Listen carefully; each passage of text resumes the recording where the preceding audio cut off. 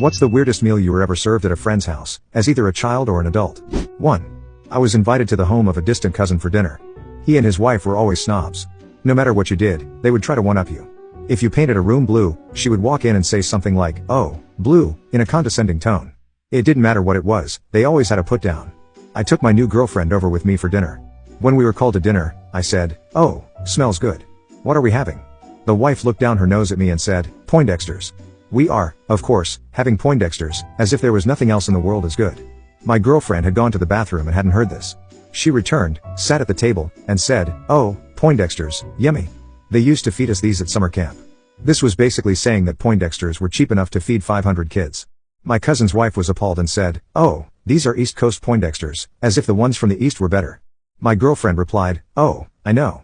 We used to catch them in Newfoundland and sell them to the dog food factory." 2. I used to have a friend who thought I was overweight. She was super skinny and an exercise nut. Personally, I thought she looked awful. Her skin was stretched tight over her bones, and she didn't look healthy. She constantly sent me information about health problems caused by being overweight. Yes, I could have stood to lose some weight, but I ate a healthy diet, was active, and had no health issues. Once, she invited me to lunch. She made lemon mint ice water, which was really good, so I thought, cool, she made a nice lunch. She bustled around the kitchen and finally brought out a dessert-sized plate with 3 little pizza roll-type things. I can't remember what they're called, but they're about 2 inches long and an inch wide, and a small salad made of lettuce, a tomato slice, and some shredded carrots with creamy dressing.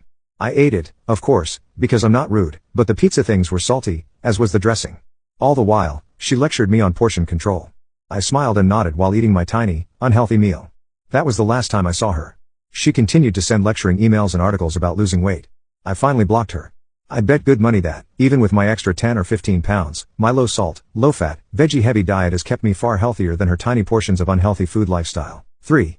When I was about 8, I was invited to a friend's house for dinner. I was told we were having meatloaf, vegetables, and mashed potatoes. I had the meatloaf and veggies, but then I was given a whole cooked potato, some milk, and butter. I watched my friend mash her potato, then mix in milk and butter. I did the same, but that's not what I thought mashed potatoes were. 4. I come from a very small, extremely Caucasian town.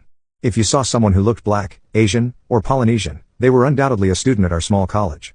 The town did have 1 African American family and 1 refugee family from Laos. The Laotian girl was in my high school class. I was always friendly to her, so she invited me to her birthday party. She invited several classmates, but only I and 1 other person showed up. She was excited to see us, and her family was very hospitable, though only the girl spoke English.